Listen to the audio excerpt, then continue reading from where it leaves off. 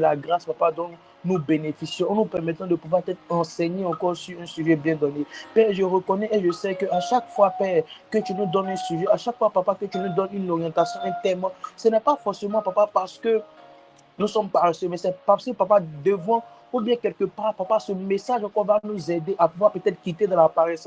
Des fois, nous écoutons ces messages, papa, ce n'est pas vraiment pour nous, mais ça peut être aussi pour des personnes où nous avons des sources de bénédiction. Alors, papa, nous ne méprisons pas ce temps. Nous ne méprisons pas cet enseignement que tu nous donnes. Nous voulons te dire merci, Père, parce que nous savons que c'est une grâce. Nous savons que c'est un privilège que tu nous fais de pouvoir entendre ces messages, de pouvoir savoir que, Père, tu ne prends pas plaisir à la paresse, tu n'aimes pas le paresseux, de pouvoir savoir que, Père, même s'il y a des dangers, Père, nous devons aller affronter et chercher de façon noble encore et honorable, papa, encore le pain quotidien, de pouvoir encore, papa, ne pas nous reposer sur nos lauriers et de continuer à croire en toi. Nous te disons merci, Père, pour cette grâce que tu nous fais, pour ces orateurs, papa, qui se succèdent, papa, pour nous donner des messages encore vraiment de qualité, des messages, papa, qui viennent nous édifier, des messages qui viennent apporter une édification au corps du Christ.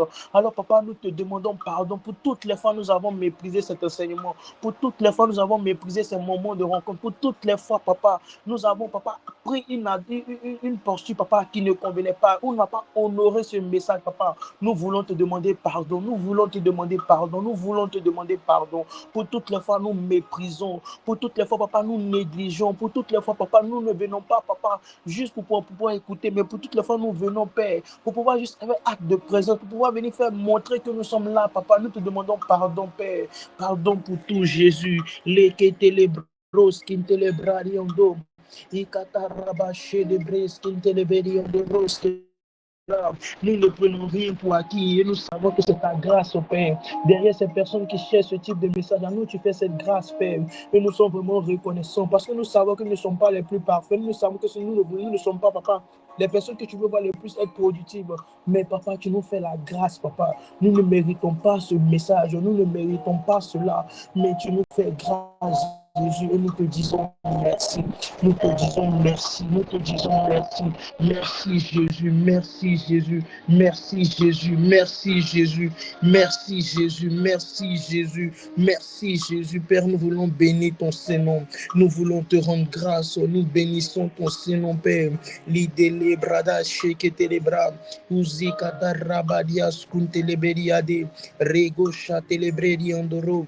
Ili bradas kintelebra, legusa kintelebrari ondoro, shagedelebe, liazika telebelebrari ondoro, skiprari ondo. Oh Jésus, nous te disons merci, nous bénissons ton Saint-Nom, nous te rendons grâce, Jésus. Merci Jésus, merci Jésus, merci Jésus, merci Jésus, merci Papa, que tu es bon pour nous, que tu es merveilleux pour nous. Nous te disons merci, Papa, pour toutes ces choses que tu fais, pour ces messages, Père. Nous bénissons ton Saint-Nom. Lida Rabba Sheketerebe, Lusa Kintelebedebe, Rabba Sheketerebe Yandere, Lido Luce Kataraba Sheketerebe, Ibradias Kunteleberi Yandere, Shaketerebe, Rabba Sukatelebe, Ibros Kintelebrari Yondo. Merci, Père, pour cette grâce. Merci, Père, pour cette grâce. Nous te demandons pardon et nous prions afin que, Père, ta grâce encore se manifeste dans nos vies. Aide-nous, Jésus, aide-nous, Jésus, aide-nous, Jésus, Père, aide-nous, Papa. Les kindelebrarias, kuntelebrariandere, aide-les chaque telebra sukanteleberia rabadezi kenteleberi ondoros kaprariande ebrocha kentelebe libradas kentelebebe.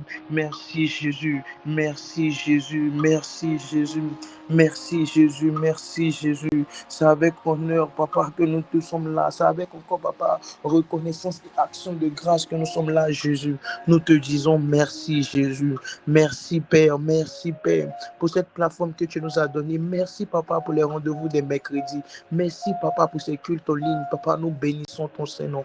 Et nous te prions afin que Père, par ta grâce encore Papa, tu puisses encore nous faire comprendre encore Papa, l'importance de venir prendre part à ces moments, Père. Que notre cœur soit entièrement tourné vers toi. Que nos cœurs ne soient pas tournés, Papa, vers nos passions, vers les choses que nous aimons, mais que nos cœurs soient tournés, Papa, vers la richesse de la justice encore du royaume des cieux. Nous voulons, Papa, te chercher activement. Nous voulons te chercher, Papa, plus que toute autre chose.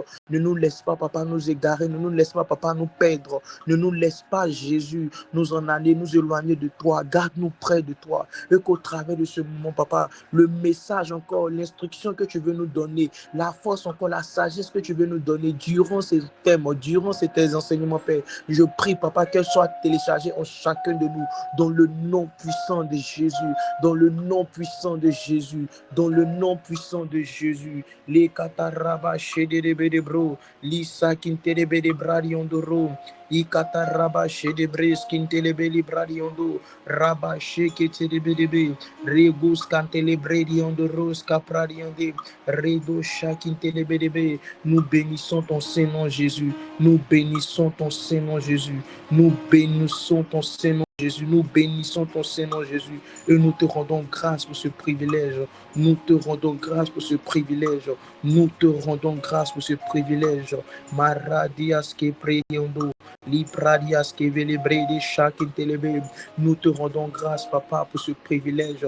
Nous bénissons ton Saint-Nom. Alors de là où tu te trouves, tu vas commencer à prier pour ce temps. Tu vas commencer à dire au Saint-Esprit de nous conduire, de nous remplir, de remplir l'orateur, de remplir encore toutes les personnes qui sont là.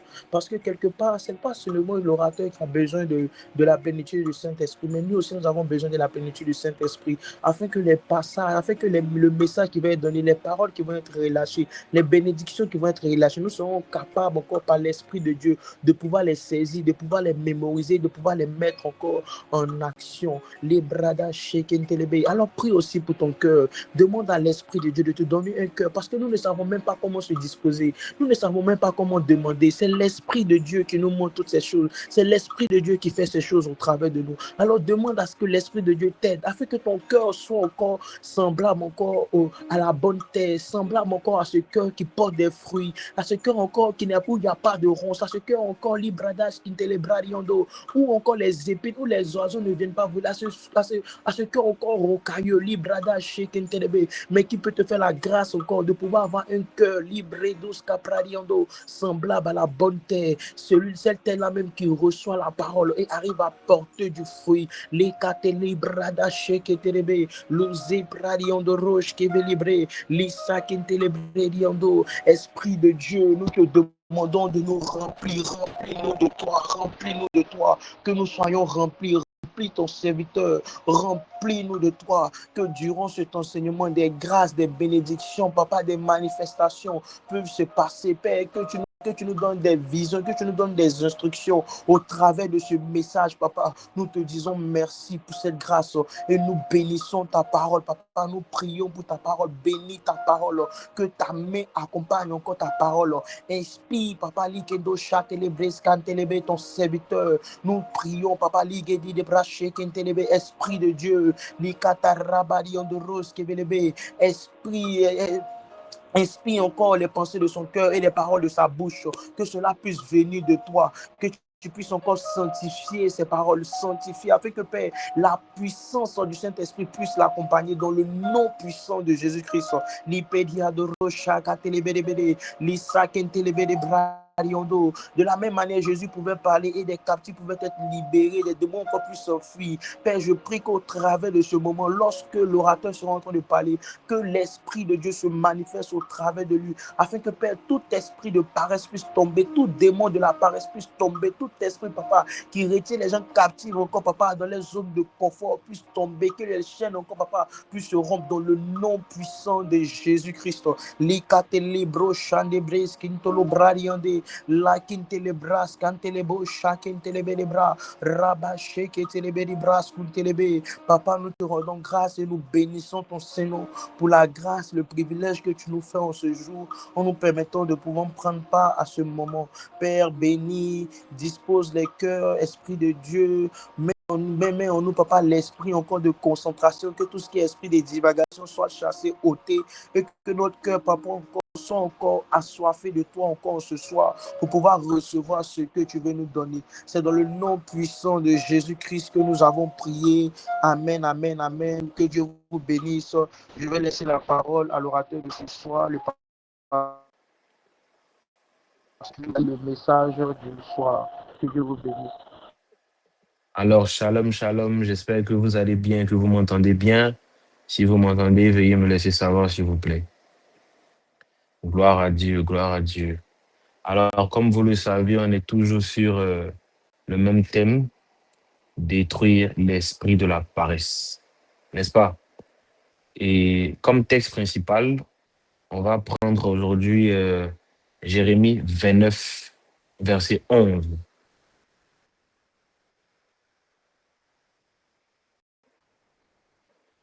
Quelqu'un peut me lire Jérémie 29, verset 11, s'il vous plaît.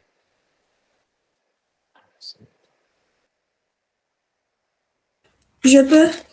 Oui, vas-y, Mita. D'accord. Jérémie 29, verset 11. Oui. Car je connais les projets que j'ai formés sur vous, dit l'Éternel, projets de paix et non de malheur, afin de vous donner un avenir et de l'espérance.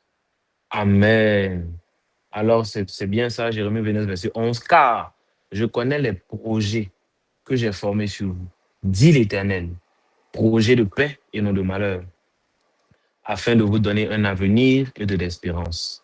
Alors, comme vous le savez, depuis un moment, on parle de la croissance spirituelle et pardon, de l'esprit de paresse, comment détruire l'esprit de paresse.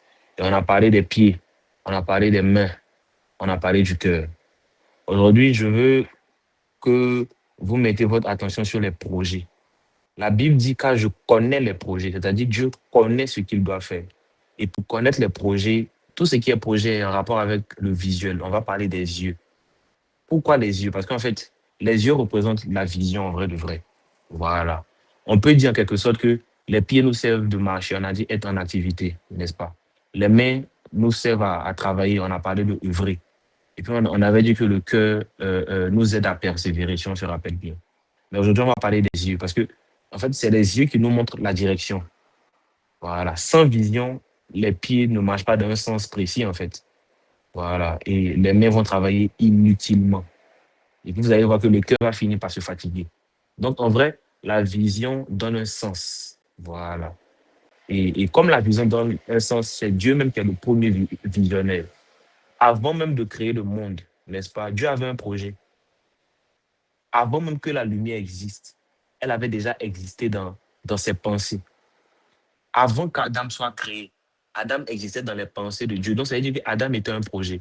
C'est parce que Adam était un projet que Adam a été achevé. Et même quand le premier Adam a faussé, il y a eu maintenant le second Adam qui est Jésus. Pourquoi? Parce que c'était un projet. Et un projet, là.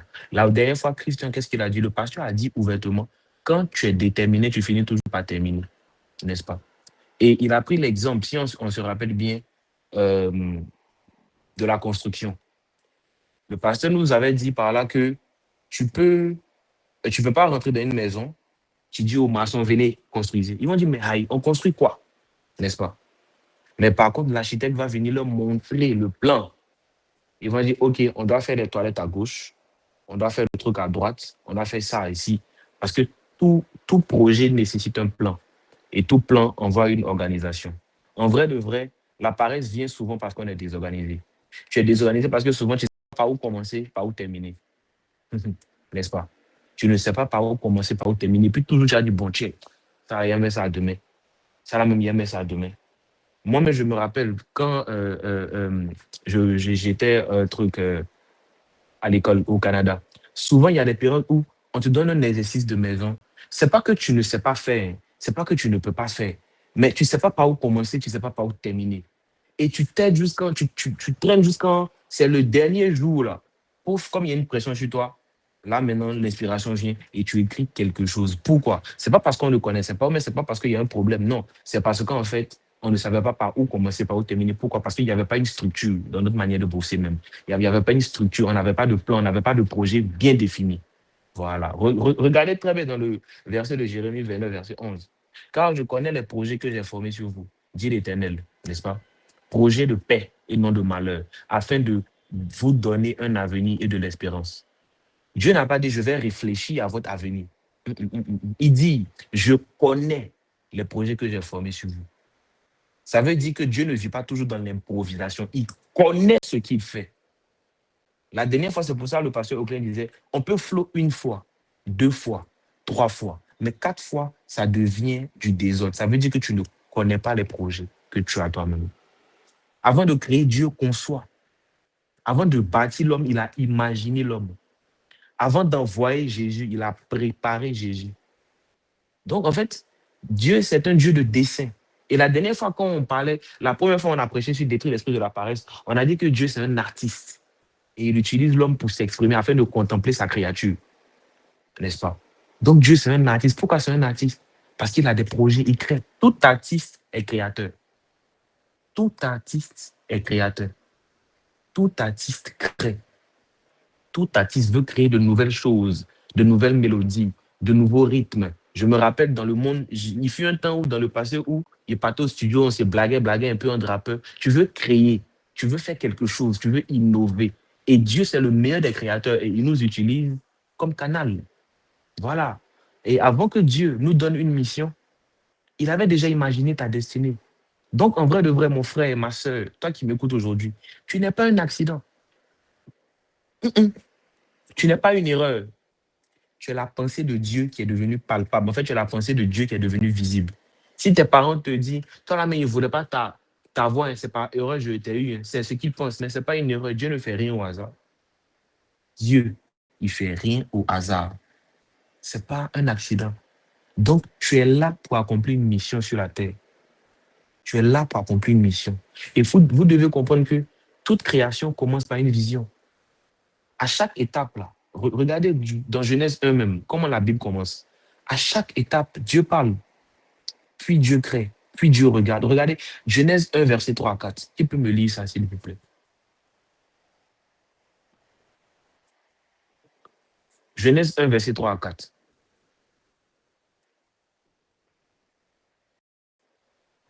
Genèse 1, versets Oui. 3 à 4. Oui. Dieu dit que la lumière Mhm. soit, et la lumière fut. Mhm. Dieu vit que la lumière était bonne, et Dieu sépara la lumière d'avec les ténèbres. Vous voyez, Dieu vit que la lumière était bonne. Et Dieu sépara la lumière d'avec les ténèbres. Regardez encore même, Genèse 1, verset 10. Dieu appela le sec terre et il appela la masse des eaux mer. Dieu vit que cela était bon, n'est-ce pas? Genèse 1, toujours verset 12. Hein. La terre produisit de la verdure, de l'herbe portant de la semence selon son espèce, et des arbres portant du fruit, ayant en eux leur semence selon leur espèce. Dieu vit que cela était bon. Dans Genèse 1, vous voyez, Dieu vit que cela était bon. Vit que cela était bon. À votre avis, pourquoi Dieu, en fait, réagit de cette manière-là? Pourquoi Dieu regarde ce qu'il a créé? À votre avis, il regarde par rapport à quoi? Il compare tout ce qui est visible à ce qu'il a conçu dans son dessein.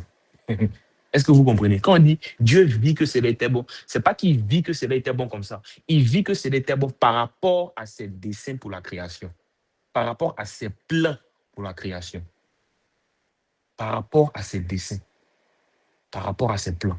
Mon ami, est-ce que tu planifies ta vie? Parce que crois-moi, la création est la manifestation visible, en fait, d'une vision invisible. Raison pour laquelle Dieu n'est pas un Dieu d'hasard. Les gens disent, par hasard, je l'ai rencontré. Par hasard, je l'ai croisé. Un homme spirituel, les chrétiens, nous, on sait que rien ne vient par hasard. Si on l'a rencontré, c'est que c'est Dieu qui a voulu qu'on la rencontre aujourd'hui. Si on veut de tourner à gauche, on n'a pas tourné à droite, on est parti tout droit, on sait que c'est parce que Dieu le voulait. Parce que Dieu ne fait jamais rien au hasard. Mon frère, ma soeur, j'aimerais savoir, quand est-ce que tu vas continuer à vivre au jour le jour? Parce que ça entraîne la paresse. Le thème, c'est détruire l'esprit de paresse. Et pour détruire l'esprit de paresse, il faut commencer à planifier. Il faut commencer à planifier. La Bible dit, Dieu vit que cela était bon. C'est tout comme l'exemple que le pasteur nous donnait la fois passée. L'architecte vient là. Le maçon va peut-être aligner les briques de manière ordonnée. Mais si ça ne reste pas le plan qui est dessiné, il va dire c'est mauvais. Même si les briques sont bien positionnées, si ça ne respecte pas le plan, mon frère, ma soeur, ça veut dire que c'est mauvais. L'architecte va demander au maçon de casser. Même s'il a respecté des mesures, des normes, mais du moment où ce mur-là ne devait pas être à gauche, que ça devait être à droite, selon ce que le plan dit, toute sa construction, tous ses efforts sont vaines, sont nuls et sans effet. C'est pour ça, souvent, nous aussi, les chrétiens, quand on planifie rien, et puis on flotte là, souvent là, regardez vous-même, observez, il y a des choses qui sont nulles et sans effet.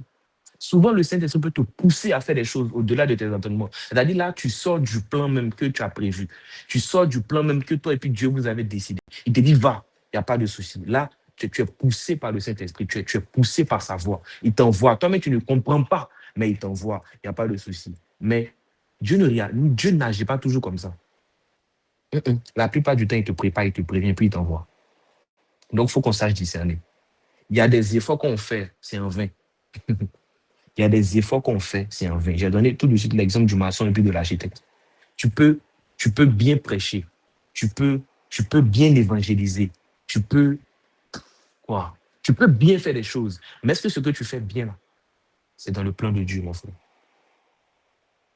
Est-ce que toi, maçon, toi, ouvrier du royaume, tu consultes l'architecte? Parce qu'en vrai, de vrai, tes plans ne sont pas tes plans. Tes plans sont la finalité de Dieu. Parce que tu es un canal sur terre. Et si tu es un canal sur terre, tu ne vis pas pour toi-même. Tu vis toujours dépendamment de ton architecte. Tu vis toujours dépendamment de ton architecte. Et tant que tu n'as pas le plan, tant qu'il n'y a pas une structure, mon frère, tu cours dans un sac. Ma soeur, tu cours dans un sac. Donc, demandons à Dieu la vision. Demandons à Dieu de savoir se projeter. Demandons à Dieu qu'il nous aide à savoir faire des plans, le planning. Même souvent, on parle de planning familial. Pourquoi? Parce qu'on ne veut pas souvent des imprévus, des enfants où on ne veut pas, des choses où on ne veut pas. Non, non, non, non, non. La preuve, Dieu, pour donner à Isaac, à Abraham, il lui a donné, il a dit il allait bénir Abraham, mais c'était à un moment précis, n'est-ce pas? Parce que Abraham n'a pas regardé le plan de Dieu. Vous voyez, vous avez vu que Ismaël est sorti. Est-ce qu'on se comprend un peu? Donc, il faut que tu comprennes que nous sommes le projet de Dieu. Nous sommes le projet de Dieu. Beaucoup disent, j'ai un projet. Mais avant d'avoir un projet, en fait, tu dois comprendre une chose, mon frère. Toi-même, là, tu as un projet de Dieu. Toi-même, ton identité, là, c'est un projet. Tu as une expérience. Tu as un projet. Et puis, en plus, tu n'as pas n'importe quel projet. Tu as un projet qui est déjà terminé. Parce que regarde, qu'est-ce que Dieu dit dans Jérémie 29, verset 11? J'ai des projets de quoi? Car je connais les projets que j'ai formés sur vous, dit l'Éternel, les projets de paix et non de malheur, afin de vous donner un avenir et de l'espérance. Afin de vous donner un avenir et de l'espérance. Donc, tu as un projet de paix, tu as un projet de bonheur, tu as un projet de paix, tu as un projet de bonheur. Voilà, tu as un projet de paix. Toi-même, tu as un projet de Dieu. Et si toi-même, tu as un projet de Dieu, tu dois être là où Dieu veut que tu sois. Mais pour être là où Dieu veut que tu sois, il faut regarder sur Dieu. Nous contemplons Jésus comme une image. Donc Dieu, là, il faut regarder qu'est-ce qu'il fait. Ok, il planifie. Moi aussi, je planifie. Ok, il me dit de tourner à gauche, je tourne à gauche. Mais c'est par rapport à un plan. Est-ce qu'en début d'année, tu t'es assis pour faire d'abord même ton bilan de 2025? Avant de faire ton bilan de 2025, là, tu t'es donné une direction par rapport à 2026. Même si souvent, tu vois que les objectifs que tu t'es fixés, on appelle ça comme même, ne rentrent pas en fait avec ce que tu vis actuellement, ne concordent pas avec ta réalité, au moins tu t'es fixé un objectif. Tu regardes, tu sais où tu es, mais tu t'es fixé aucun objectif 2026. Tu n'as même pas de cahier même pour 2026. Comment tu vas savoir où tu es? Comment tu vas savoir où tu es? Comment tu vas? Et puis si tu ne sais pas où tu es, bon, la paresse va t'animer. On a dit que la paresse est un esprit. Et c'est un esprit dangereux. Parce que la paresse vient progressivement. La dernière fois, on a dit, il ne vient pas pour dire, hey, coucou, c'est moi la paresse. Non, non, non, non, non, non, non. Quand la paresse te prend souvent, tu ne sais même pas même que tu vis dans la paresse. Et c'est ce qui est grave et dangereux. Parce qu'il ne veut pas te surprendre. Si on roule une voiture, puis en même temps, je freine un coup, tu vas savoir que j'ai freiné. Par contre, si je freine progressivement, peut-être même tu ne vas même pas savoir. Au moment où tu te rends compte que tu es garé, tu es descendu. C'est comme ça que la paresse agit. Éphésiens 2, verset 10. Car nous sommes son ouvrage, ayant été créés en Jésus-Christ pour de bonnes œuvres que Dieu a préparées d'avance afin que nous les pratiquions. Il y a une vérité. Ça veut dire que pour pouvoir pratiquer des choses, il faut savoir, pour pouvoir les préparer d'avance. En fait, regardons Dieu comment il fonctionne. Dieu a préparé des choses en avance pour que nous les pratiquions. Donc toi aussi, quand tu veux pratiquer, quand tu veux te lever, quand tu veux faire des choses là, il faut, il faut les préparer d'avance. Il faut les préparer.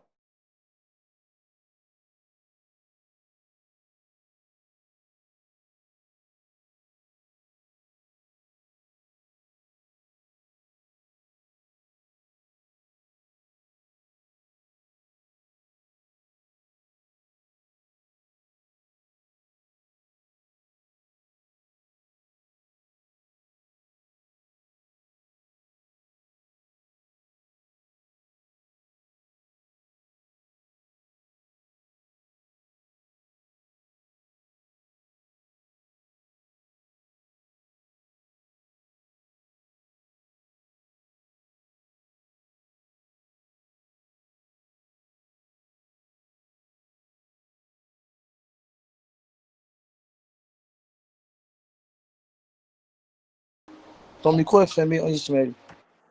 Waouh! Tout ce temps, je parlais à mon micro, il était fermé. Oui, oui. Waouh!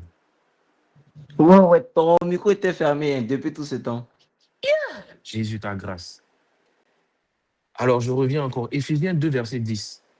Car nous sommes son ouvrage, ayant été créés en Jésus-Christ pour de bonnes œuvres, que Dieu a préparées d'avance afin que nous les pratiquions. Dieu a préparé quelque chose d'avance. Mon frère, tu prépares quoi?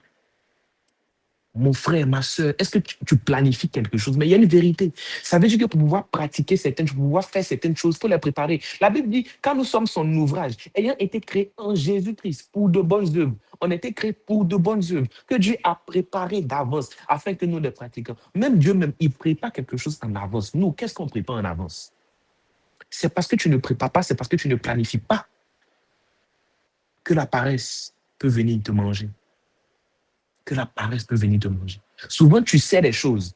Tu veux faire. C'est pas que tu connais pas, tu connais. Mais même à l'école, comme tu ne sais pas par où commencer, par où terminer, le projet dure. Le projet dure, le projet dure. C'est pas que tu connais pas. Toi-même, tu sais que tu connais. Mais le simple fait que tu ne sais pas. En fait, c'est une question d'organisation. C'est une question. Tu sais que tu connais le coup là. L'exercice qu'on t'a donné là, tu sais que tu peux le faire. Mais c'est la structure que tu n'as pas. Et c'est comme ça. C'est ça. Dieu ne t'a pas créé pour occuper une place sur terre. Il t'a créé pour accomplir une œuvre. Une œuvre. Lui-même, il a un dessein. Puis Dieu vit que cela était bon. Puis Dieu vit que cela était bon. Mais il voit ça sur quoi? Il voit ça par rapport à ses desseins pour la création. Il avait un dessein. Donc, quand on dit Dieu vit que cela était bon, c'est pas qu'il observait pour dire cela était bon. C'était bon par rapport à quelque chose. Quelque chose est toujours bon par rapport à quelque chose. Et c'était bon par rapport à ce qu'il avait prévu pour nous. Toi, tu as prévu quoi pour toi-même demain? Demain, tu fais quoi? Tu te lèves demain, oui, toi, demain, tu fais quoi? Tu as prévu quoi? Tu as prévu quoi? Tu as prévu quoi? Une des prêches sur lesquelles je suis tombé quand je suis revenu à EDC, c'était l'écriture. Je me rappelle, ça m'a énormément béni. Jusqu'aujourd'hui, toujours j'en parle. L'écriture. L'écriture. Ça m'a donné envie de réécrire mes choses. L'écriture, l'écriture. Tu planifies quoi? Tu planifies quoi? Tu planifies quoi? Mais il faut que tu saches qu'en fait, si Dieu me t'a créé avec un objectif et un dessein, un plan bien préparé, ça veut dire qu'en fait, refuser volontairement de chercher Dieu là, ou même de chercher ses plans pour toi là, ou bien, je sais pas quoi, vivre sans se soucier du plan architectural, c'est passer à côté de l'appel en fait pour lequel il t'a créé. Le but, ce n'est pas de bien faire. Non, non, non, non, non, croyez-moi. C'est ça en fait qui est délicat. C'est pour ça que demandons toujours à Dieu le discernement. Le but de la vie chrétienne, ce n'est pas de bien faire des choses.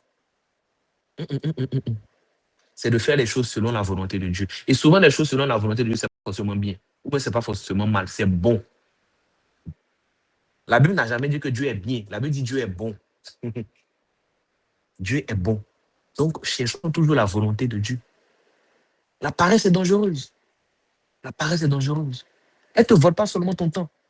Elle vole les projets de Dieu pour ta vie, mon frère. La dernière fois, le pasteur a très bien donné l'exemple. Je reprends encore du maçon et de l'architecte. Quand on construit, c'est toujours par rapport. L'architecte a dit quoi? Le plan, là, c'est où? On regarde toujours quelque part. Donc, ça veut dire que le maçon peut faire un joli mur, une jolie dalle. Mais si ça n'est pas dans le plan, joli qu'il a fait, là, c'est nul et sans effet.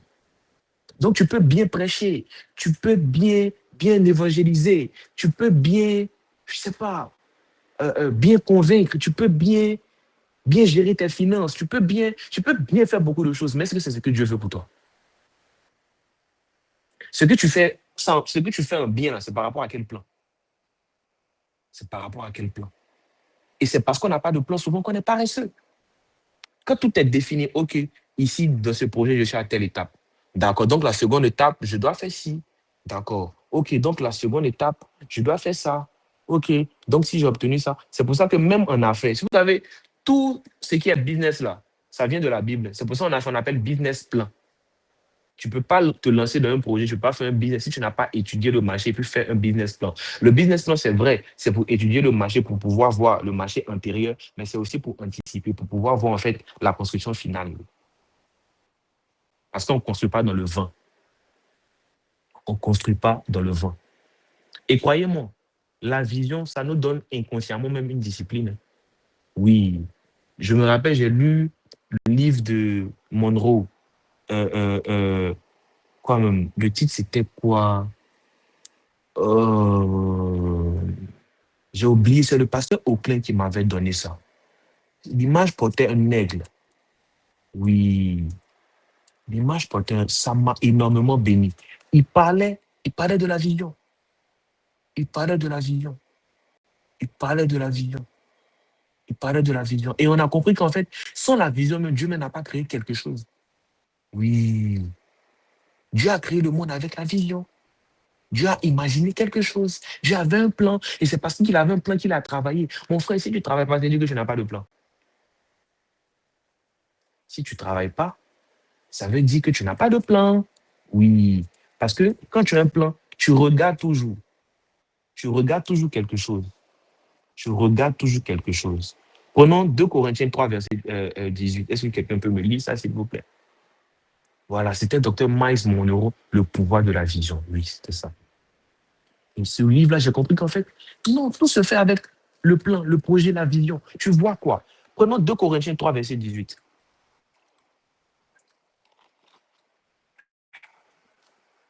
2 Corinthiens 3, verset 18, s'il vous plaît. Je peux. Vas-y, Lucas. 2 Corinthiens 3, verset 18. Nous Oui, tous, qui le oui. visage découvert, Mhm. contemplons comme dans un miroir la gloire du Seigneur, nous sommes transformés en la même image de gloire en gloire, comme par le Seigneur l'Esprit. Donc, tu vois que tu es transformé à la même image de gloire en gloire parce que tu as contemplé le Seigneur. Donc, ça veut dire qu'en contemplant quelque chose, tu deviens la chose, n'est-ce pas? Tu ressembles à Christ. Pourquoi? Tu veux ressembler à Christ parce que tu contemples Christ. Et c'est en contemplant Christ que tu ressembles à Christ. Donc, si tu veux ressembler à Christ, faut contempler Christ, en fait. Pareil, Dieu t'a mis des projets à cœur. Il faut contempler ces projets, mais tu ne peux pas contempler parce que tu n'as pas écrit. Tu n'as pas planifié ça. Tu ne sais pas, tu t'es réveillé le matin, tu ne sais même pas ta vie, même à quel sens. C'est dangereux. Et c'est comme ça que la paresse vient. Coucou, tu n'as pas de sens à ta vie. Vas-y, couche-toi, il faut dormir. Non, c'est pas la peine de partir prêcher. C'est pas la peine de partir étudier. C'est pas la peine de partir chercher travail. Reste couché. Tu sais pas, tu vas faire quoi d'autre. Raison pour laquelle la Bible dit mon peuple périt par manque de connaissances. Quand tu sais pas, tu vas faire quoi de ta vie, là? Évidemment que la paresse vient. Et puis, il tape à ta porte. Il tape à ta porte. Donc, est-ce que tu planifies, mon frère? Est-ce que tu as la vision de tes projets? Quand on parle de projet, là, il y a aussi projection. Oui. Il y a aussi projection. Je reprends. Jérémie 29, verset 1. Car je connais les projets que j'ai formés sur vous, vie éternelle, projet de paix et non de malheur, afin de vous donner un avenir et de l'espérance. Ça veut dire que les projets donnent un avenir et de l'espérance. Les projections, là, qui est partir au cinéma, vous voyez que quand on projette, tu vois une image. Tu vois une image. Et en voyant l'image, sans faire exprès, tu peux contempler cette image-là. Toi, tu projettes quoi, mon frère? La communication, là, ceux qui ont fait le marketing, ils vont vous parler du visuel. On sait que les yeux, là, les yeux sont très importants parce que les yeux communiquent à l'homme. Les images communiquent à l'homme parce que les images restent dans des pensées. Raison pour laquelle, quand une société veut faire des publicités, elle va louer un panneau publicitaire pour qu'on puisse voir quelque chose. Et souvent, même s'ils donnent un exemple, c'est que magie, ils vont dire voilà, prépare une bonne sauce, donne envie. Et tu vas voir que la publicité va être faite avec l'intention de te donner envie. Et en regardant ça, tu vas avoir envie de partir acheter aussi la même chose. Les gens du marketing ont compris que le visuel est très important. Donc, ça veut dire qu'en voyant quelque chose, tu peux avoir envie soit d'avoir la chose ou tu peux avoir envie soit de devenir la chose. Donc, si tu ne deviens pas ce que Dieu a prévu pour toi, ça veut dire que tu ne regardes pas suffisamment ce que Dieu a dit que tu es. Parce que comme on a dit, tu es un projet. Tu es un projet. Toi-même, tu es un projet. En plus d'avoir un projet, là, tu es un projet. Donc, tu regardes, tu es quel architecte, mon frère? Tu planifies quoi? Tu planifies quoi? Sans plan, il n'y a pas d'exécution. Et comme il n'y a pas d'exécution, ça fait tâtonner. Ce n'est pas que tu ne connais pas. Ce n'est pas que tu ne peux pas bien faire. Souvent, mais tu fais très bien. Mais est-ce que ça suit le plan?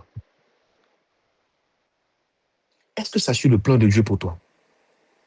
Est-ce que ça suit le plan de Dieu pour toi? Mais tu agis juste pour pouvoir agir. Non. On agit par rapport à un plan. Alors, l'objectif, ce n'est pas de bien faire. Tu peux bien faire des choses, mais si ça ne follow pas, si ça ne suit pas le plan, si ça n'est pas inside, si ce n'est pas, je sais pas, à l'intérieur du plan, c'est inutile. Raison pour laquelle souvent on se fatigue inutilement. Souvent on fournit beaucoup d'efforts, comme le maçon qui a fait un joli mur. Les briques sont alignées et l'architecte vient et dit, c'est joli, hein. Tu as fait une bonne dimension, mais c'est pas là que le mur là devait être. Et puis on casse. Vous avez vu, il y a un scandale qui se passe à Bassam, à Italia, les résidences Italia. On dit qu'ils vont cacher ça bientôt. Parce que le procès est fini, ils ont donné raison à deux propriétaires terriens. Ça veut dire quoi? Ils sont venus, ils ont fait des résidences, de grosses résidences, jusqu'à... Ils ont fini, ils ont même fait habiter des gens dedans. On dit maintenant ils vont casser. Vous voyez que c'était inutile, non? C'est comme ça aussi dans le royaume de Dieu. Souvent, on se fatigue inutilement. Parce qu'on n'a pas suivi le plan, on n'a pas suivi le plan, on n'a pas suivi ce qui est conforme pour nous. Et vous devez comprendre que là, c'est la vision qui donne une discipline. Oui. Proverbe 29, verset 18. Quelqu'un peut me dire ça?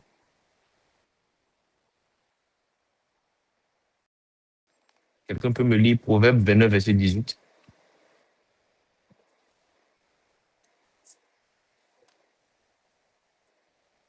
Proverbe 29, verset 18. Allô? Proverbe 29, verset 18. Oui. Quand il n'y a pas de révélation, le peuple est sans frein. Or, s'il observe la loi. Quand il n'y a pas de révélation, le peuple est sans frein. Or, heureux celui s'il observe la loi, pardon. Je reprends. Quand il n'y a pas de révélation, le peuple est sans frein. Heureux s'il observe la loi. Quand il n'y a pas de révélation, le peuple est sans frein. Heureux s'il observe la loi. En vrai de vrai, sans la vision, le peuple est livré à lui-même. Le peuple n'est pas livré à lui-même parce qu'il observe quelque chose, il observe la loi. Mhm. Et c'est cette vision-là qui produit la discipline. Quand tu sais où Dieu t'emmène, même si tu n'as pas envie, tu regardes le plan de Dieu, lui-même il va t'aider. Parce que tu vas savoir si ce que tu dois refuser. Tu vas savoir ce que tu vas accepter, ce que tu vas refuser. Joseph a fait une vision, n'est-ce pas? C'est pourquoi il a refusé de coucher avec la femme de Potiphar. Parce qu'il avait une vision, il avait vu quelque chose que Dieu lui avait montré. Oui, il avait vu quelque chose que Dieu lui avait montré. Donc là, il s'est dit, non, il ne peut pas tomber là même. C'est qu'il a vu là. Non, ici, désolé, le diable n'a qu'à m'excuser. Parce qu'il y a quelque chose de prévu. Mon frère, tu as prévu quoi demain? Même pas demain, laisse lundi, là, la nouvelle semaine, tu as prévu quoi? Est-ce que tu planifies? C'est parce que tu ne planifies pas que tu es couché. Oui. Néhémie, il avait une vision. Il avait une vision. Il avait une vision. C'est pour ça qu'il a refusé de descendre de la muraille. Oui. Paul, il vivait pour Christ. Paul était amoureux de Jésus. Donc, il a accepté d'offrir. Il a accepté de souffrir. Il a accepté en fait toutes sortes de souffrances. Non. En vrai de vrai, c'est comme si le Saint-Esprit te donne la force. Hein. Mais la vision aussi, en fait, te donne la force de savoir dire non, de savoir dire oui. Mhm. La vision, là, ça te donne la force de savoir dire non, de savoir dire oui. Ça te donne la force, en fait, de discerner. Voilà. Ça te donne la force de discerner. Et quand on appelle ça comme j'ai lu le livre de Miles Monroe, il parlait beaucoup avec l'aigle. Il expliquait beaucoup le symbole de l'aigle. Il expliquait qui est l'aigle. Vous voyez, on a remarqué que l'aigle, là, il vole très haut. Mais il ne vole pas haut seulement pour impressionner. Hein. Il vole parce qu'il voit loin. Mhm. Et puis quand il vole parce qu'il voit loin, c'est pas qu'il fixe son regard sur les obstacles ou bien sur non tel ici, tel là-bas. Il regarde sa cible. En fait, la hauteur de son vol est liée à la profondeur de sa vision. Oui. Quand tu vois, il monte, il regarde l'objectif. Donc, il monte. Parce qu'il regarde l'objectif. Il sait ce qu'il voit de loin. Et c'est parce qu'il sait ce qu'il voit de loin qu'il a la force de partir chasser. Toi, tu ne te lèves pas pour chasser parce que tu ne vois rien, mon frère. Et puis, pourquoi tu ne vois rien, tu ne planifies pas? Est-ce que tu planifies les choses? Le pouvoir de la vision. Le pouvoir de la vision. Tu vois quoi, mon frère? Tu vois quoi, ma soeur? Tu planifies quoi? Est-ce que tu as ta liste de projets? Est-ce que tu écris les prophéties que Dieu te donne sur ta vie? Tu vois quoi? Quand tu finis d'écrire là, d'accord, j'ai écrit la prophétie. Maintenant, là, on fait ça comment? On fait ça comment? La dernière fois, le pasteur Rich a dit l'intelligence. Il a dit quoi même? L'intelligence nous aide à comprendre les choses, mais la sagesse nous aide à appliquer les choses qu'on a comprises. Donc, c'est bien beau de comprendre la prophétie, mais il faut qu'on l'applique. Et puis, un des secrets pour appliquer cette prophétie, c'est de faire quoi? C'est de voir. J'ai pris l'exemple de l'aigle. Pourquoi l'aigle fonce vers sa cible? Parce qu'il a vu.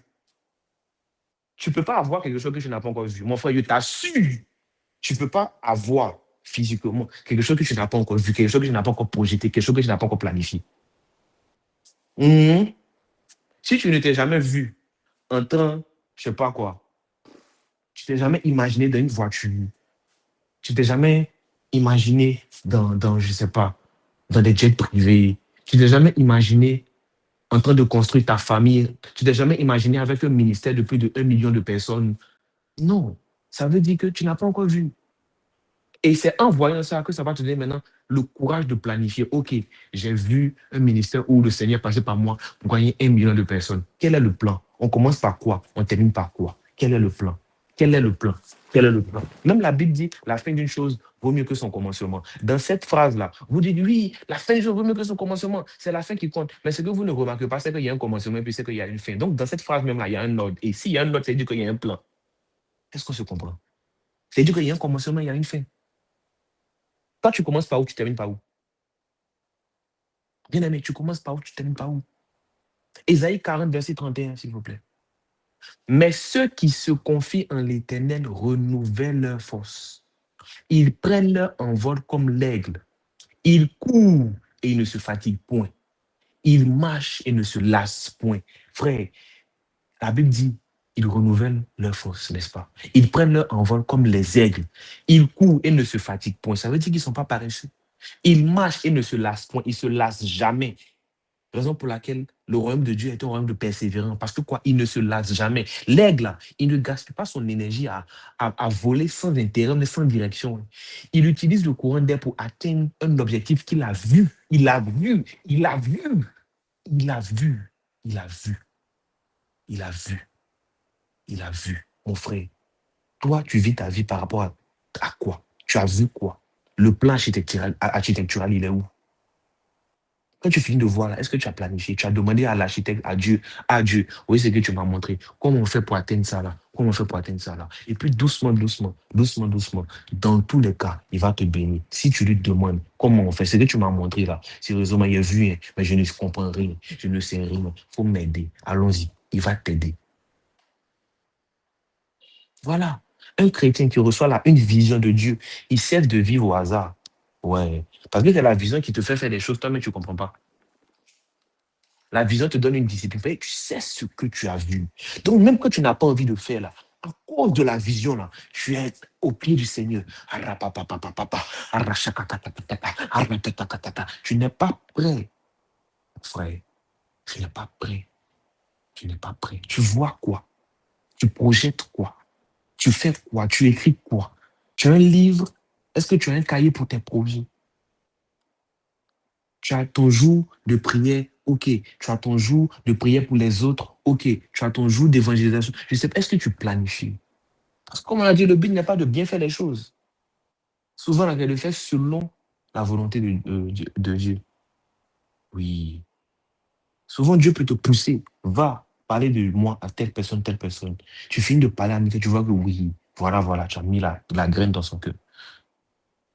Souvent, si Dieu ne t'a pas envoyé, il te dit, bon, aujourd'hui, je ne veux pas que tu évangélises, va chanter ou bien va faire une répétition. Vu que c'est toi qui vas, je ne sais pas, chanter au culte prochain. En fait, Dieu, là, il travaille sur un plan. Il travaille sur un plan. Il travaille sur un plan. Et tout plan vient de l'imagination. Voilà. Tout plan vient de l'imagination. Mais l'imagination, c'est mal comprise. Pourtant, Dieu nous a donné la capacité, en fait, d'imaginer. La question, ce n'est pas que est-ce que tu as de l'imagination? Tout le monde a une imagination. C'est plutôt qui dirige ton imagination? Qui dirige tes pensées? Qui dirige ton imagination? Qui dirige tes pensées? Éphésiens 3, verset 20. Or, à celui qui peut faire par la puissance qui agit en nous infiniment au-delà de tout ce que nous demandons ou pensons. À lui soit la gloire dans l'Église et en Jésus-Christ, dans toutes les générations, au siècle des siècles. Amen. En fait, Dieu est capable de faire au-delà de ce que nous pensons, mais d'abord, il faut penser. Pour penser, il faut imaginer. Il faut imaginer. Il faut imaginer. Il faut imaginer. Est-ce que tu imagines? Est-ce que tu planifies? Est-ce que tu dessines? Quand je parle de dessin, je parle de plan. Je parle de plan. Je parle de plan. Ça ne veut pas dire que tout ce qui est imagination vient de Dieu. Non, non, non, non, non, non, non. Dieu peut te donner une imagination, mais ne laisse pas le diable venir corrompre cette imagination-là. Quand Dieu te donne une imagination, c'est en rapport avec sa parole. Et tu vois que ça, c'est Dieu qui t'a parlé. Voilà. Donc, il ne faut pas que le diable va essayer de transformer notre compréhension. Dieu veut accomplir certaines choses avec toi. Et ce qu'il te donne, c'est en rapport avec son œuvre, avec son ministère. La dernière fois, qu'est-ce qu'on a dit? On doit être une source de bénédiction. On a dit que le paresseux est méchant. Pourquoi? Parce qu'il n'est pas paresseux seulement pour lui-même, mais à cause de sa bêtise, il est capable de freiner le salut de plusieurs autres personnes. Ou bien il est capable de freiner l'évolution même de plusieurs autres personnes. Pourquoi? Parce que c'est un signe de méchanceté. C'est parce que tu ne t'aimes pas que tu lui dis, ouais, voilà, voilà, voilà. Et comme tu ne t'aimes pas, tu ne veux pas faire bénéficier en fait de cet amour-là à autrui. Et puis tu préfères dormir. Tu préfères dormir. C'est un peu comme les personnes qui souvent font des bêtises et puis ils finissent de tuer quelqu'un, eux aussi, ils se tuent. C'est ça, c'est pareil. Tu finis de tirer sur quelqu'un, toi aussi, tu te tues. C'est deux fois, c'est être méchant deux fois. C'est être méchant deux fois. C'est être méchant deux fois. Et la paresse tue la vision. Voilà. Le paresseux, il ne perd pas d'abord son argent, mais il ne perd pas d'abord sa femme, ou bien il ne perd pas d'abord ses enfants. Non, non, non, c'est étape par étape. Il perd la vision. Voilà. Et puis quand il perd la vision, bon, il perd son courage. Raison pour laquelle l'aigle, il fixe son objectif. Il ne regarde pas à gauche, il ne regarde pas à droite. Il regarde sa proie seulement jusqu'à ce qu'il l'obtienne. Voilà. Puis voilà. Toi, tu fais quoi, mon frère? Tu regardes quoi? Parce que sans vision, il n'y a pas de plan. Sans vision, il n'y a pas de plan. On a parlé la première fois de la loi de l'observation, n'est-ce pas? Ecclésiaste 11, verset 4. Celui qui observe le vent ne sèmera point. Et celui qui regarde les nuages ne moissonnera point. Tu contemples quoi? Tu contemples quoi? Mida a lu 2 Corinthiens tout de suite. Tu contemples quoi? Est-ce que tu contemples Christ? Est-ce que tu contemples les projets de Christ pour toi? Parce que tu deviens ce que tu contemples. Celui qui observe le vent ne sèmera point. Vide, n'est-ce pas? Celui qui regarde les nuages ne moissonnera point. Toi, tu regardes quoi? Est-ce que tu regardes la terre? Tu regardes les nuages? Tu regardes les plans que Dieu a dit sur toi? Ou bien tu fais quoi? Tu vis au jour le jour. Dieu t'a pas créé pour vivre au jour le jour, mon frère. Parce que Dieu t'a pas créé pour vivre au jour le jour. La dernière fois, c'est ce que le pasteur disait. On peut faire une fois, deux fois, mais 3 fois, ça devient du désordre.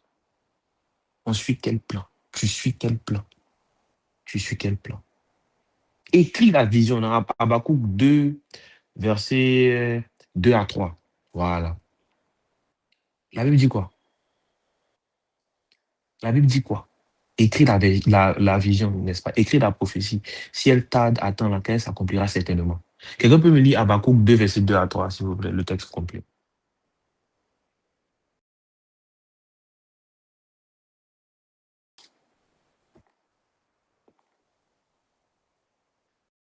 Habakkuk 2, verset 2 à 3.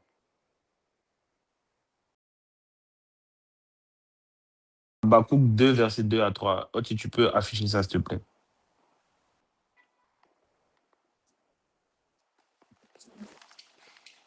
Bon, ok. Habakkuk 2, verset 2 à 3. Je lis la parole de Dieu.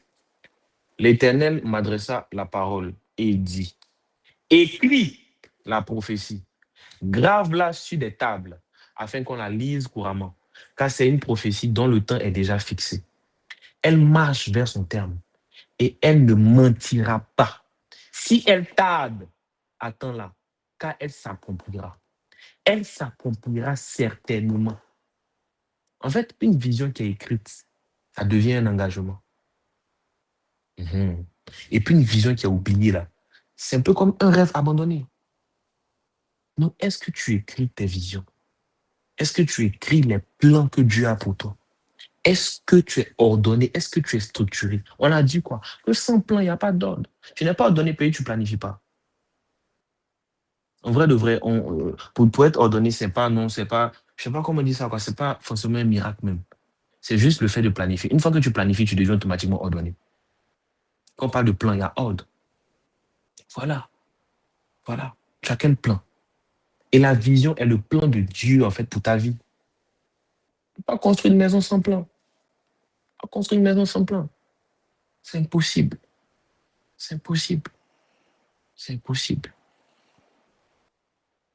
Car je connais les projets que j'ai formés sur vous, dit l'Éternel, projets de paix et non de malheur, afin de vous donner un avenir et de l'espérance. Dieu n'a pas dit, j'ai une bénédiction pour vous, il dit, j'ai un projet. Pourquoi? Parce que tout projet commence par une vision. Toute vision produit un plan. Et tout plan produit une construction. Dieu est le premier architecte. La dernière fois, on a dit que Dieu est un artiste. Dieu, c'est de l'art. Et puis, si Dieu est l'architecte, qui est le constructeur? Qui sont les manœuvres? C'est nous. C'est nous. C'est nous. 1 Corinthiens 3, verset 10. Selon la grâce de Dieu qui m'a été donnée, j'ai posé le fondement comme un sage architecte et un autre bâti dessus. Mais que chacun prenne garde à la manière dont il bâtit dessus. La Bible dit quoi? Que chacun prenne garde à la manière dont il bâtit dessus. Donc, ça veut dire que chacun construit sa vie spirituelle. Mais la vraie question, c'est pas est-ce que je bâtis? Non, non, non. C'est sur quel plan je suis en train de bâtir ma vie spirituelle. Est-ce que c'est selon mes propres envies? Est-ce que c'est selon ma chair? Est-ce que c'est selon les attentes des hommes? Ou bien est-ce que c'est selon les attentes de mon pasteur? Ou bien est-ce que, en fait, c'est selon la vision que Dieu m'a révélée? Voilà. Une maison sans plan, ça devient un chantier. Un chantier rempli de brousse, briques à gauche, l'autre à droite, l'autre ici. Non, non, non, non, non, non, non. Non, non, non, non, non, non, non. Voilà. Une vie sans vision devient une succession d'activités sans fruits. Tu ne veux pas porter des fruits. Non, non, non, non, non. Tu as produit quoi? Tu as produit quoi? Donc, c'est pour ça que beaucoup sont fatigués. Parce qu'ils travaillent énormément, mais il y a peu de résultats, peu de fruits. Voilà. Ils construisent peut-être ce que Dieu ne leur a jamais demandé même. Voilà. Et puis, vous savez, quand la Bible parle de maison, la maison, là, c'est nous. La maison, c'est toi. La maison, c'est moi. 1 Corinthiens 3, verset 16. Ne savez-vous pas que vous êtes le temple de Dieu et que l'Esprit de Dieu habite en vous? Habite en vous. On est une maison. Mais on doit bâtir. On doit bâtir. Ne savez-vous pas que votre corps est le temple du Saint-Esprit qui est en vous, que vous avez reçu de Dieu et que vous ne vous appartenez point à vous-même? Voilà. Frère, vous n'êtes pas une maison vide. Non, non, non, non, non, non, non. On est le temple du Saint-Esprit. Voilà. Et Dieu habite en toi. Dieu habite en toi. Et Dieu ne peut pas habiter dans une maison qui est construite au hasard. Non, non, non, non, non, non, non. Il construit toujours selon un plan. Il construit toujours selon un plan. Regardez, Jésus. Jean 2, verset 19 à 21. Jésus leur répondit, détruisez ce temple et en 3 jours, je le relèverai. Les Juifs disent, il a fallu 46 ans pour bâtir ce temple et toi, en 3 jours, tu le relèveras. Mais en fait, il parlait du temple de son corps, n'est-ce pas? Pourquoi Jésus pourquoi il avait l'audace en fait de parler? Parce qu'il connaissait les plans du Père. Il connaissait les plans de Dieu. Même sa mort sur la croix faisait partie des plans du Père, n'est-ce pas? Sa résurrection, c'est pareil. Rien n'était improvisé, mes frères. À force de faire des choses improvisées, on devient paresseux. Oui. À force de faire des choses improvisées, on devient paresseux. Quel est le plan? En fait, quel est le plan que nous sommes en train de suivre pour construire notre vie spirituelle? Quel est le plan pour ton foyer? Quel est le plan pour ton ministère? Quel est le plan pour quoi? Pour ton entreprise, pour ta famille? Quel est le plan pour ta croissance spirituelle? Sans plan, on travaille beaucoup et inutilement. Inutilement. Inutilement. Et on construit peu, peu, peu, peu, peu. Voilà. Donc la paresse, là, il faut que vous compreniez que ce n'est pas seulement le fait de ne rien faire. La paresse, ça peut être le fait de faire quelque chose sans suivre un plan. Mhm. C'est le fait de faire quelque chose sans rechercher la volonté parfaite de Dieu. Voilà. Parce que Dieu ne nous appelle pas en vrai simplement à être occupés. Non, non, non, non, non. Il nous appelle à être occupés selon ses desseins. Nous sommes des bâtisseurs selon son plan. Raison pour laquelle la vision est indispensable. Et toute vision a un rapport avec son plan. Voilà. Donc, en vrai, on avait parlé des pieds, on avait parlé des mains, on avait parlé du cœur. Donc, en fait, c'est un peu comme si la vision est le plan qui permet aux pieds, en fait, de marcher dans la bonne direction. Et puis, quand tu marches dans la bonne direction, là, tes yeux voient maintenant ce que tes mains sont en train de construire. Et au fur et à mesure, tu regardes aussi, en fait, et tu compares au plan de Dieu pour toi, en fait. Tu compares au plan de Dieu pour toi. Ça te permet de ne pas vivre inutilement. Ça te permet de ne pas vivre inutilement, mon frère. Et refusons de vivre inutilement. Demandons à Dieu de nous accorder la sagesse, en fait, pour qu'on ait un plan, pour qu'on ait, en fait, des projets, pour qu'on ait quelque chose de structuré, pour ne pas qu'on vive selon nous-mêmes, pour ne pas qu'on prêche quand on a envie de prêcher, pour ne pas qu'on évangélise quand on a envie d'évangéliser, pour ne pas qu'on prie quand on a envie de prier, pas selon nos envies, mais selon son plan pour nous. Qu'on puisse bâtir, en fait, notre vie spirituelle selon le plan parfait de Dieu. Parce que, croyez-moi, il y a le OK de Dieu et le plan parfait de Dieu, c'est différent. Souvent, là, Dieu va te dire, OK, c'est parce que toi-même, tu as insisté. Mais ce n'était pas le plan parfait de Dieu. Le peuple d'Israël a insisté pour avoir un roi jusqu'à... Il a donné OK. Il a dit à Samuel, établis un roi sur eux. Ce n'est pas contre toi, ils veulent pécher, mais c'est contre moi, ils veulent se révolter. Établis un roi. C'était le OK de Dieu. Vous avez vu après comment ça s'est terminé. Vous avez vu après comment ça s'est terminé. Donc, souvent, tu vas faire des choses là. Tu peux être dans le OK. C'est good, mais c'est OK. Mais ce n'est pas le plan parfait. Nous devons rechercher pas seulement ce qui est bon, agréable, mais surtout parfait à Dieu. Et pour pouvoir rechercher le plan parfait de Dieu, il faut regarder son plan. Son plan pour toi, son plan pour ta vie, son plan pour ton ministère. Sinon, tu peux bien faire des choses. Mais si ce n'est pas selon le plan de Dieu, c'est en vain, mon frère. C'est en vain. C'est en vain. C'est en vain. Voilà. Dieu t'a donné les yeux pour voir ce que lui il voit. Dieu t'a donné les yeux pour voir ce que lui il voit. Pour écrire tes plans. Mon nom est écrit dans le livre de vie. Donc Dieu aussi, il a un livre. Ah bon, Dieu aussi planifie. Ah bon, Dieu aussi, il a des élus. Dieu aussi connaît d'avance ce qu'il a créé. Ah bon, donc Dieu a un plan. Ok, qui sommes-nous pour ne pas avoir de plan? Et croyez-moi, Dieu travaille pas parce que non, c'est le Dieu. Il travaille parce qu'il a un plan lui-même. S'il n'avait pas de plan, Dieu n'allait pas travailler. À plus forte raison, toi. Tu ne travailles pas parce que tu n'as pas de plan. En vrai, c'est ça le problème, en fait. Tu ne travailles pas, tu ne te lèves pas, tu n'es pas en train de bouger parce que tu n'as pas de plan. T'as pas de plan, t'as pas de plan, t'as pas de plan, t'as pas de plan. T'as pas de plan. Il dit, je connais les projets que j'ai formés pour vous. Je connais. Il n'a pas dit, je soupçonne. Ou bien il dit, je connais. C'est une assurance. Voilà. Les yeux. Les yeux. Les yeux, mon frère. Les yeux. Les yeux. Psaume 34, verset 16. Les yeux de l'Éternel sont sur les justes et ses oreilles sont attentives à leurs cris. Les yeux de l'Éternel sont sur les justes. Les yeux de l'Éternel sont sur les justes. Les yeux. Et ils sont justes pourquoi? Par rapport à sa définition de la justesse dans son esprit. Voilà. Toi, tu peux comprendre ça en genre, non, parfait.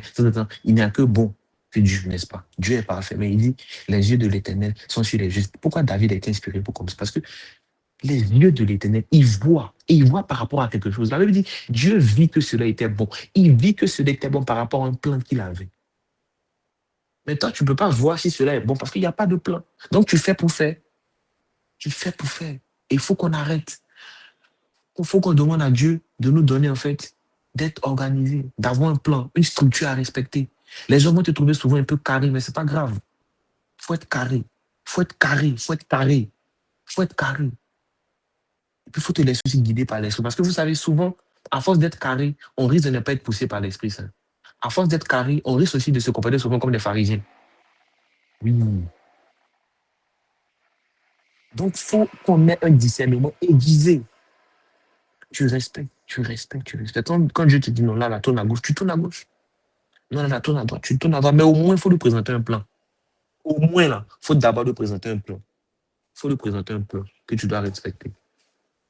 Si tu as un plan que tu dois respecter, là, il peut te dire, oui, mais ici, là, tu n'as pas écrit ça, tu devais plutôt faire comme ci, faire comme ça. Et il te pousse à faire certaines choses, toi, mais tu ne comprends pas. Mais quand tu regardes à la fin, là, c'est le résultat que tu avais écrit dans le plan, là, qui est là. Mais si tu n'as pas respecté le plan que tu as dit, tu vois que le résultat est là. Pourquoi? Parce que au moins, tu as écrit. Parce que c'est Dieu qui a le plan parfait pour ta vie. C'est Dieu qui a le plan parfait pour ta vie. Alors, bien aimé, sans plus tarder, on va prier. Aujourd'hui, j'aimerais que tu réalises à quel point l'organisation et le plan architectural de ta vie est important. Tu ne peux pas juste vivre le jour le jour, juste improviser. Non, non, non, non, non, non, non. Je veux que tu comprennes en fait que c'est important d'organiser, de planifier. Sans plan, il n'y a pas de finition. On finit toujours quelque chose parce qu'il y a un plan qui est bien défini. En fait, on finit par rapport à un plan qui est défini. Tant que tu n'as pas défini un plan, tu ne finis jamais. Donc, quand tu ne finis jamais, tu tournes, tu tournes, tu tournes, tu tournes. Tu vois que tu travailles beaucoup, mais tu as peu de résultats et ça te décourage. C'est normal, ça, c'est décourageant. Par contre, il y a d'autres, tu vois, même chose que tu fais là, tu vois, il y a d'autres aussi. Ils travaillent petit, mais ils sont là où Dieu veut qu'ils soient. Et puis, ils avancent. Donc, il y a le positionnement. Quand Adam et Ève ont péché, Dieu a demandé, vous êtes où? Parce qu'il y a un positionnement. Souvent, là, il veut que tu sois à un endroit, souvent, il ne veut pas que tu sois à un endroit. Tu es où ça, mon frère? Parce qu'il a un plan. Donc, il faut qu'on marche dans le plan de Dieu. Alors, bien aimé, on va prier. On va demander à Dieu de nous accorder de marcher dans son plan. Et que nous-mêmes aussi, il nous donne la force pour qu'on puisse planifier notre vie. Qu'on ne vive pas de manière improvisée. Qu'on vive de manière ordonnée, structurée, selon ses desseins pour nous. Prions. Éternel, mon Dieu, mon rappel, nous te rendons grâce, nous te disons merci pour ce moment. Et nous prions, Seigneur Jésus-Christ de Nazareth, que tu nous donnes le privilège, Père éternel, d'être organisé, de planifier nos choses. Qu'on puisse prendre un bic, une feuille pour pouvoir planifier, Seigneur Jésus-Christ de Nazareth, ce que tu as prévu pour nous. Car nous ne vivons pas pour nous-mêmes, mais nous vivons selon toi. Qu'on puisse contempler tes projets pour nous. Qu'on puisse contempler cette loi. Qu'on puisse contempler ta grâce. Qu'on puisse contempler ta parole, Père éternel, afin de réaliser, Père éternel, tes projets pour nous. Qu'on puisse marcher dans notre destinée. Pas parce que nous travaillons bien, Père éternel. Nous ne voulons pas seulement travailler bien. Nous voulons travailler selon tes plans pour nous. Nous voulons travailler selon tes plans pour nous. Nous voulons travailler selon tes plans pour nous. Selon l'architecture que tu as prévue pour nous. Oh, l'architecte par excellence. Oh, le dessinateur par excellence. Oh, notre artiste, Père éternel. Nous prions, Père éternel, que tu nous façonnes. Aide-nous, Père éternel, à faire ta volonté. Aide-nous à marcher, Père éternel, dans tes plans. Aide-nous à être organisés. Aide-nous à suivre la structure céleste que tu as prévue pour nous, au nom puissant de Jésus. Donne-nous un cœur qui est désireux de tout le temps apprendre. Donne-nous un cœur humble. Donne-nous un cœur rempli d'amour. Donne-nous un cœur obéissant. Donne-nous un cœur obéissant. Donne-nous un cœur prêt à vivre pour toi, Père éternel, et pas pour nous, au nom puissant de Jésus. Nous refusons de vivre inutilement. Nous refusons de faire beaucoup d'efforts là où tu ne nous as pas appelés. Nous refusons de faire beaucoup d'efforts là où tu ne nous as pas appelés. Nous refusons de faire beaucoup d'efforts. Nous refusons de nous fatiguer inutilement, Père éternel. Permets que notre énergie, Père éternel, serve à l'évolution du royaume. Que notre énergie serve à faire avancer le royaume pour la seule gloire de ton nom. Père, tu es Dieu, tu es bon et nous te rendons grâce pour ce message. Au nom puissant de Jésus-Christ de Nazareth. Amen.